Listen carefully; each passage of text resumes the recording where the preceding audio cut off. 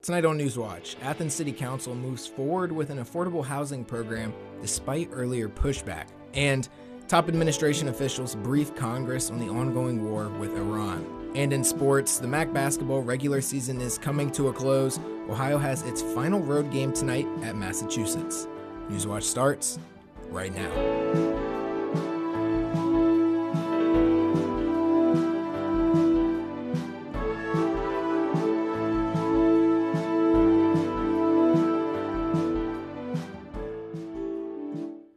Good evening, I'm Donovan Varney. Welcome to Newswatch. The 317 board will move forward with plans to build housing for at-risk residents in the Ridges. At last night's council meeting, the group said despite missing a key grant deadline, the 317 board would be using $2 million of its own funding to support the project. The program received a ringing endorsement from council members who highlighted the location. It's all recovery houses, it's the 317 board, it's the dairy barn. And so in that respect, this is an excellent location for such a well-intended institutional setting. For the project to move forward, the council will still have to approve a change to an R3 or multifamily zoning. First, the council will hold a hearing on March 16th to allow any member of the public to voice concerns or questions about it. Ohio correctional facilities will be required to provide free period products to incarcerated women because of a new state law. Outside of just providing those products, the law also prevents prisons from withholding them as a punishment. One supporter of the law says she was only given 18 pads per month when she was incarcerated and not given more when she asked. She says she hopes the law will help women feel heard when it comes to their health. The law goes into effect March 20th. A family in Bowling Green is seeking more than $25,000 in damages from Scouting America after they say their 5-year-old was beaten during a Cub Scout meeting.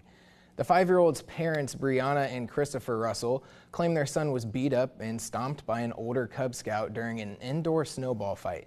The child suffered a serious fracture to his thigh bone and underwent 2 surgeries. In this case, the Cub Scouts are mandatory reporters, which means you have to report a physical assault incident immediately. The Cub Scouts did not report it until 4 days later, and that's only because our parents reported it to the Bowling Green police. The accused Scouting Council released a statement saying they've worked closely with the family to help guide the insurance process and are ensuring they have the information and support they need. A report from the Department of Health shows the highest number of abortions performed since 2023. The 2025 annual abortion report showed more than 25,000 abortions were performed last year, with more than 20% of patients being from out of state. The president of Ohio Right to Life, an anti-abortion group, called the increase a, quote, tragedy. Some state lawmakers are still trying to pass new abortion restrictions, while others are still being challenged in court. And it's been a rainy day today, and we are going to expect that for the remainder of the week. We'll get more into that in a second, but right now it is 54 degrees with a light rain and a bit of a fog and mist to our more northern areas, as it is not as rainy out there right now, with a wind from the south at about 9 miles per hour. Now today we did have a little bit of a broken cloud in the morning. However, that quickly became mostly cloudy skies as those rain showers started to move into our area. And that's because of this low pressure system here with a bit of a warm front, as well as a little bit of a stationary tail there. And that's because of a couple of high pressure systems that are to our north and our south. Now, currently, here's our look at the live radar. We are seeing a little bit more of a light rain with a little bit more of a heavier rain to our south. This is over the past few hours, and that has caused the National Weather Service to put us into a flood watch for 1 p.m. today until 1 p.m. tomorrow, and that is due to excessive runoff and falling into more flood-prone areas. So if you are there, you know what to do. Today we had a high of 57 with a 100% rain and 100% chance of rain with a low of 48. And tonight we'll have that low of 48 with a 90% chance of rain, and tomorrow's sunrise at 9:54 a.m. Thanks, Lexi. The U.S. Embassy in Saudi Arabia is closed after being struck by a pair of suspected Iranian drones. The embassy sustained minor damages and no initial injuries were reported, according to Saudi officials. Following the incident, Iran's Islamic Revolutionary Guard Corps posted on Telegram saying it was underway with efforts to destroy, quote, American political centers in the region. This attack follows one of the U.S. embassy in Kuwait on Sunday and Monday. The conflict with Iran enters its fourth day. The prices of oil and natural gas in the United States are skyrocketing. Drivers are seeing the biggest one-day jump in gas prices since Hurricane Katrina in 2005. According to AAA, the average price of gas is now $3.11 a gallon. That's 11 cents higher than yesterday's gas prices. The price hikes are attributed to Iran's retaliatory attacks targeting the oil infrastructure of several oil-rich U.S. allies in the region. Israel said it is conducting simultaneous strikes in Tehran and Beirut as a coordinated U.S. bombardment of Iran continues.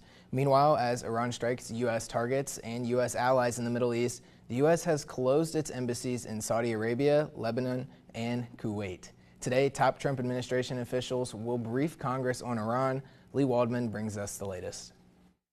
Smoke seen rising from the U.S. consulate in Dubai after being struck by a suspected Iranian drone, according to a source in the region. Meanwhile, President Donald Trump praised the progress of the U.S. military operation in Iran. They have no Navy, it's been knocked out. They have no Air Force, it's been knocked out. Hundreds of people have been killed in recent days after the U.S. and Israel launched a fierce bombing campaign on Iran. At least 6 U.S. service members based in Kuwait have died. Senate Armed Services Chairman Roger Wicker says he expects senators to discuss a potential supplemental defense funding bill during a briefing with top Trump administration officials this afternoon. I commend the administration and the leadership in the department for coming down strong in favor of this quantum leap in national defense. The briefing comes as questions continue to be raised by lawmakers on shifting explanations for the strikes. I am troubled by the lack of a rationality. That's why you bring something like this to Congress. An Iranian media outlet also reporting today that the son of the former supreme leader, a figure long seen as a potential successor, is alive. The worst case would be we do this and then somebody takes over who's as bad as the previous person, right? You go through this and then in 5 years you realize you put somebody in who was no better. I'm Lee Waldman reporting. Coming up, tax filing season is underway. What you can do to take advantage of your tax returns. And Homeland Security Secretary Kristi Noem grilled by a Senate hearing committee.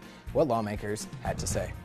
And we are under a flood watch right now. Will we continue to see some flood watches throughout the week as we are expecting some rain? We'll find out more when Newswatch returns. We who believe in freedom cannot rest until this happens. Free all political prisoners. All power to the people. It's now time for America to wake up.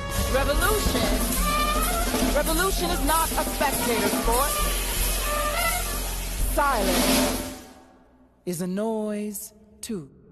Tonight at 8 on WOUB. Can you feel the moment? The American Revolution changed the world. Where the story unfolds. Everybody had the sense of possibility worth fighting for. What took place here still leaves us in awe.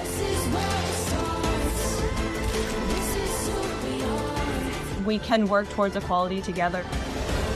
Wow, this is the missing piece. Incredible. To confront these figures from ancient history is a great privilege. Our history tells us who we are, where we came from. And it's all connected. Like links in a chain. Like links in a chain, yeah. All I can do is say thank you. Wow, this is phenomenal. I'm really grateful for this.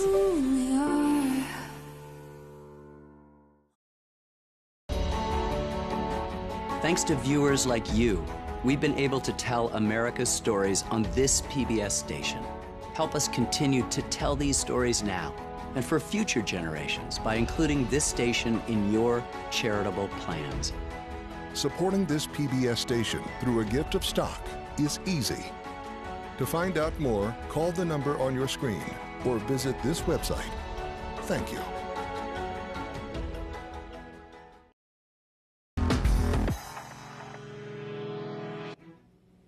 Tax filing season is underway, and this year your refund may be larger for a couple of reasons. Ivan Rodriguez has more on how people can take advantage of their extra cash. There's two main reasons why Americans might receive a larger tax refund this year. First, Congress made a number of new and expanded tax breaks effective for tax year 2025. Also, most people did not adjust the tax withholding on their paychecks last year to account for the changes in their tax breaks. Some people are getting larger child tax credits, lower tax brackets were extended. So for most people, there should be a little bit more in that tax refund this year. Through the week ending February 20th, just about 29 million people had received 2025 federal tax refunds, averaging $3,800, according to the IRS. That's more than 10% higher than the same period last year. This money can make a big difference in your overall financial well-being. Ted Rossman with Bankrate says there are a few things to consider in terms of where to put your money to best use. Credit card debt payoff should be a priority because the interest rates are so high. The average credit card debt load is around $6,700 according to TransUnion. If you make minimum payments towards that average amount at the average interest rate, you're in debt for close to 20 years. Other areas to look at include boosting your emergency savings, saving for a home purchase, and investing. Although Rossman suggests not investing until you've checked off a few other boxes. Historically, stocks have returned an annual average of about 10%. So your money's going to be doubling roughly every 7 years when that happens. So if you put that tax refund in today, that $3,800 could be around $10,000. I'm Ivan Rodriguez reporting. All right, Lexi, I have been outside all day today, walking from class to class, and this weather has just been the bane of my existence. Yeah. Just rain, and I'm like, you know what? It's feeling a little warmer out. Yeah, so it's on the bright side, it's gonna get warmer. yeah, it's feeling a little warmer, but it's just like constant rain. It's like I can't enjoy the outdoor, I just want to get out there, but it's driving me crazy. How's it gonna be looking the rest of the week? So unfortunately, we are expected to have a decent chunk of rain for the rest of the week this week. We can look at it more here. Currently, it is 54 degrees with light rain and a bit of a fog and mist out in more northern counties where we're not getting as much as that rain, with wind from our south at about 9 miles per hour. Now, we do have a bit of a warm front coming through, yay, but unfortunately, it's bringing a lot of rain for us. So those warmer temperatures, we're not going to be really able to have fun and experience them for the rest of the week. But for the last few hours, we have had a mix of some lighter showers to some more moderate showers. We even had some more heavier showers to our east. And that has prompted the National Weather Service to put us into a flood watch for today, starting at 1 p.m. into tomorrow at 1 p.m. And this is simply just because of the usual excessive runoff from more elevated areas into our more low-lying areas, as well as more streams overflowing. So if you are in a low-lying, flood-prone area, I'm sure you're going to hear this a million times this week because unfortunately the rain's not going away. We are expected to see about 2 to 3 inches of rain for the remainder of the week this week. So today we did see that high of 57 with a 100% chance of rain, and tonight we'll see a low of 48 with a 90% chance of rain. Like I said, not going anywhere. With tomorrow's sunrise at 6:54 a.m. Tomorrow we can expect much of the same with the beginning of that warming trend with a high of 59 with a 90% chance of rain and a low of 43. Now tomorrow we are in a general thunderstorm risk simply just because we are going to have some more warmer temperatures that are going to allow for some thunderstorm development. So that is why we are put in that. Oopsies, got a little too excited there to talk about more rain. So that has put us into that general thunderstorm risk. Now, why are the showers not going anywhere? Well, we have this high pressure system here and this high pressure system down more in by the Carolinas and more of our southeast. How high pressure systems move around, they are going to start counteracting each other. This northern high pressure is going to start bringing in air from our north. This one starts bringing in air from our south. And because of that, we do have this front stalling out, causing those repetitive rain showers throughout the week this week. We'll see tomorrow night, still kind of there. We're starting to see a little bit of a movement with the movement of that high pressure to our north and becoming more of that warm front that we are going to have the feel for the remainder of the week this week. But those rain showers are not going anywhere anytime soon. This low pressure system is still kind of hanging out. That warm front still kind of there, And because of that increase in moisture from that warm front, we're just going to keep seeing these showers be fueled and funnel into our area. You can see here with our 7-day, rain. The most simple thing, rain. However, we are going to hit almost 80 degrees by the end of this week before we have a bit of a cool down Saturday into Sunday. But otherwise, warm, thank God. Feels like we're finally getting into those more spring-like temperatures, but unfortunately, we are getting those spring-like rain showers with that sticking around for as long as we can even see right now. Thanks, Lexi. Homeland Security Secretary Kristi Noem spent the day defending her department's immigration enforcement tactics in front of a Senate committee. It was Noem's first congressional appearance since the shooting deaths of 2 protesters in Minnesota, sparking widespread opposition to how the Trump administration is executing its mass deportation agenda, a centerpiece policy of President Donald Trump's second term. I want to submit this letter from the Office of Inspector General that cites 10 different instances under Ms. Noem's leadership where they've been misled and not allowed to pursue investigations that they think are critically important. Does anybody have any idea how bad it has to be for the OIG in this agency to come out and do this publicly? That is stonewalling, that's a failure of leadership, and that is why I've called for your resignation. Noem is set to appear in front of a House committee tomorrow, this time to defend her $200 million ad campaign that encouraged immigrants to self-deport. It's World Hearing Day, and experts are using this as a time to raise awareness for hearing loss in children. Mandy Gaither has the warning signs and how parents can help protect their child's hearing. In the U.S., nearly 2 out of every 1,000 newborns had hearing loss in 2022. And while many of those are genetic, risk rises with age. One survey found more than 15% of children ages 12 to 19 have hearing problems. Your hearing when we're babies is going to inform how we develop our speech and communication, how we communicate, how we develop language.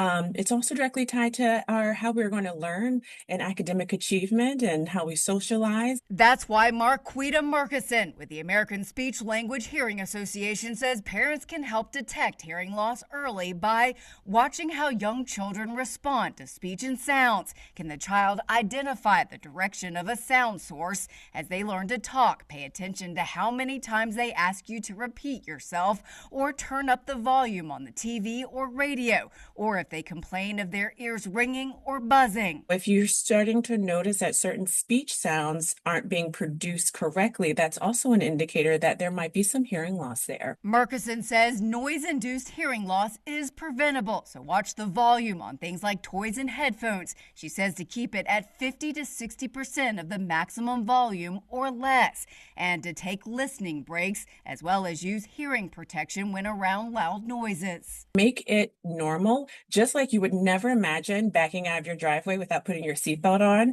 You wouldn't go to the pool without putting on your sunscreen. You don't want to be around loud noises without having hearing protection. For Health Minute, I'm Mandy Gaither. Next in sports, it's the last week of the Max regular season. Josh, there is a lot on the table. Oh, no doubt about that, Grant. And when we come back, we've got a full preview of everything in the conference. Newswatch is going to be right back after this break. But until then, make sure you follow us on YouTube, Instagram, and X to stay up to date on all of the news in Southeast Ohio.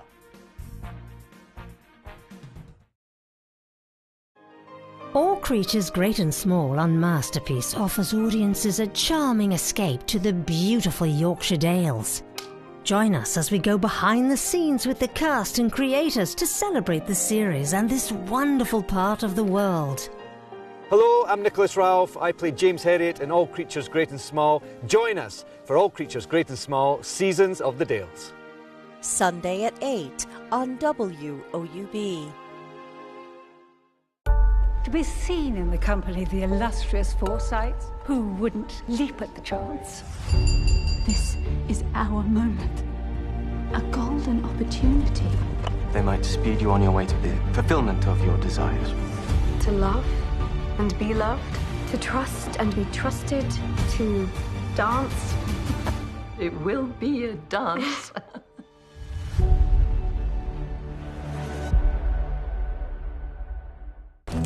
Now is the time for you to become the king you should be.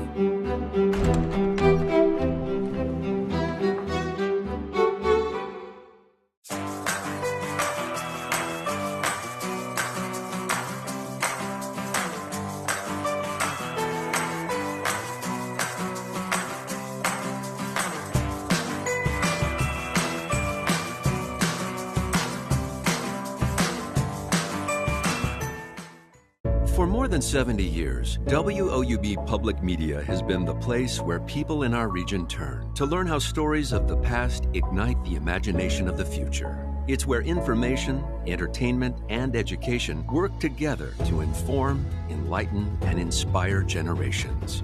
It's the place where the community gathers to hear and see our world in new and innovative ways. WOUB, the public media you trust that's worthy of your support.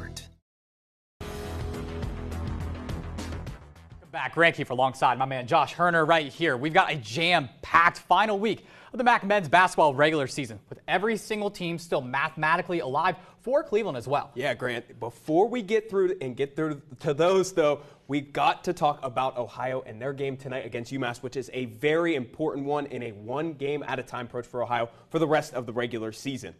This game happened on January 6th in Athens, Ohio. Won 86-83 in a barn burner of a game, but OU is coming off that huge loss to Toledo on Saturday. They battled back but couldn't get the job done. But this UMass team has had a stretch of bad luck, losing 6 in a row themselves. Yeah, Frank Martin, their head coach, he's got to be on the hot seat at this point. The 2017 Final Four coach. He needs a win in the worst way possible. Let's go ahead and talk about what's coming up this week right here. What's the biggest game you see tonight on the docket, Josh? Grant, there's one I have scheduled, and it's the Toledo and Miami game. We talked about that Toledo win against OU. This one against Miami. They have a chance to ruin the perfect regular season, and, you know, it's been a historic season for Miami. They could very well make the tournament as an at-large, but there's a lot of great games to go through tonight. Yeah, let's talk some elimination games real quick. EMU, Ball State, WNU, and NIU could all be eliminated. You got 7 teams fighting for those bottom 2 spots in the tournament. Also, Kent could clinch a 3 seed tonight with a win.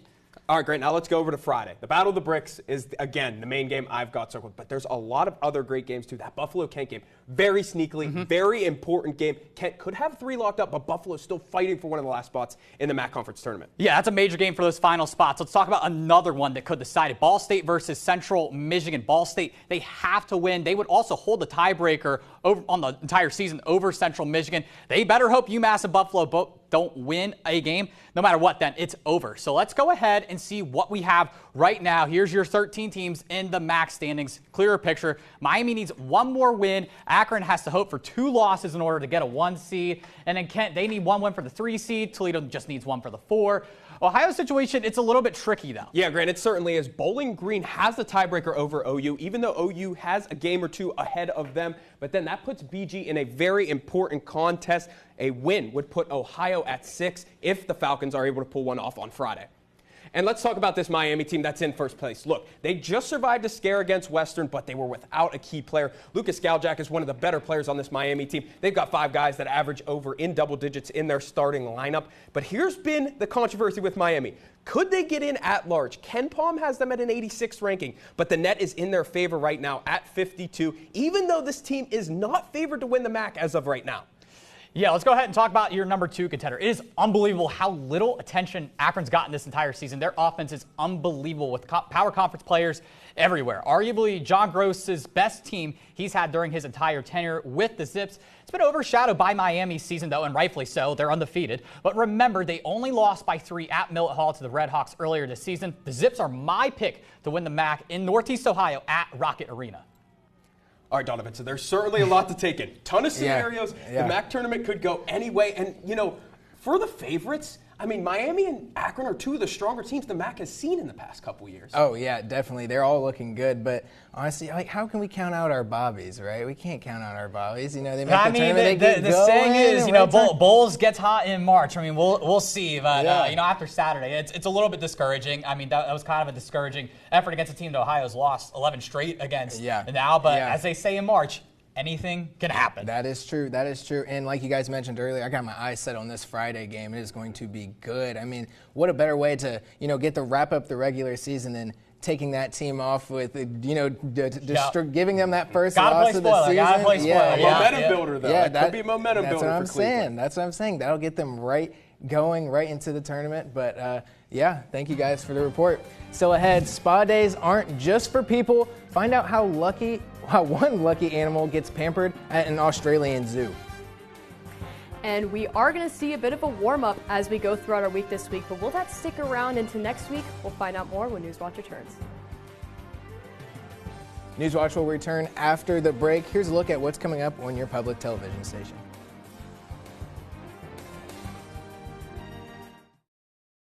I'm Miranda Esmond-White. In this program, I reveal the 6 simple steps to starting your journey on the fast track to aging backwards. After hearing from many of you who were unsure how to implement the process of aging backwards, I laid out this easy-to-follow formula. I explain how you can increase your energy, reboot your brain, and relieve pain. Monday at 9:30 on WOUB.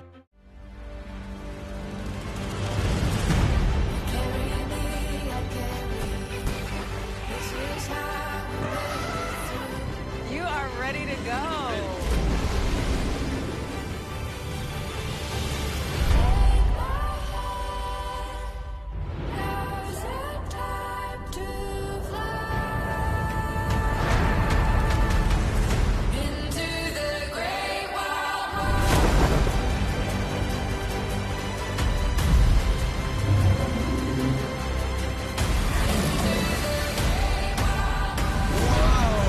Did you get that?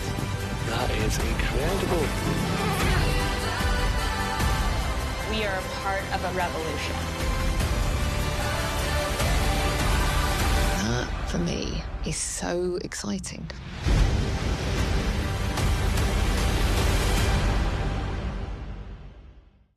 A female gorilla and her newborn. The arrival of a baby is the start of a new chapter. Parenthood.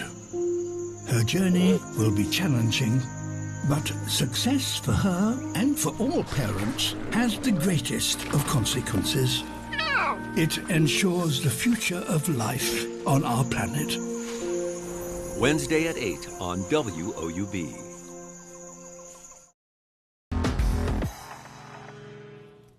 There is nothing like a day of being pampered, and that goes for zoo animals too. One elderly rhino that's too fragile to roll in the mud now gets her spa-like mud treatments delivered by hand.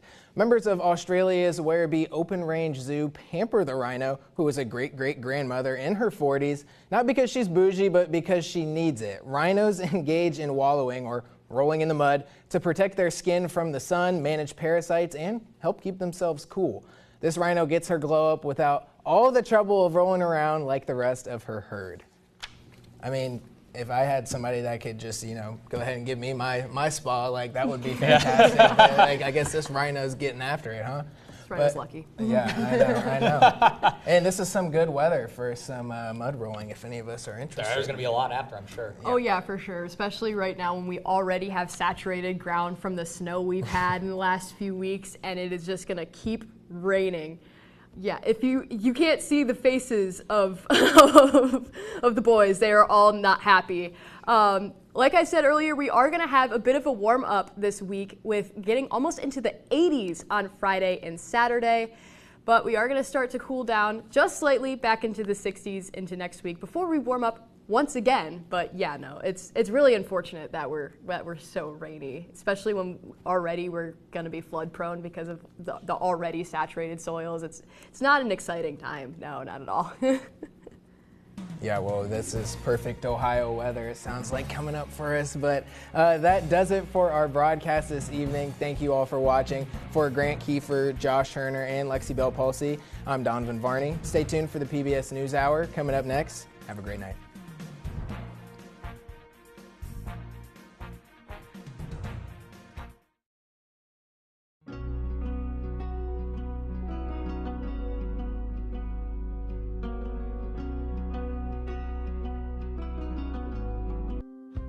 Support comes from Goldsberry Wealth Strategies, focusing on helping people achieve a life well lived with a custom strategy with offices in Athens and Parkersburg. Raymond James Financial Services Incorporated, member FINRA, SIPC.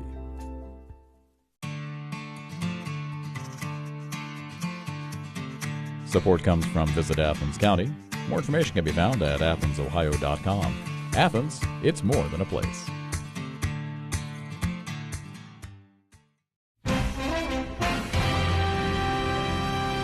Good evening, I'm Amna Nawaz.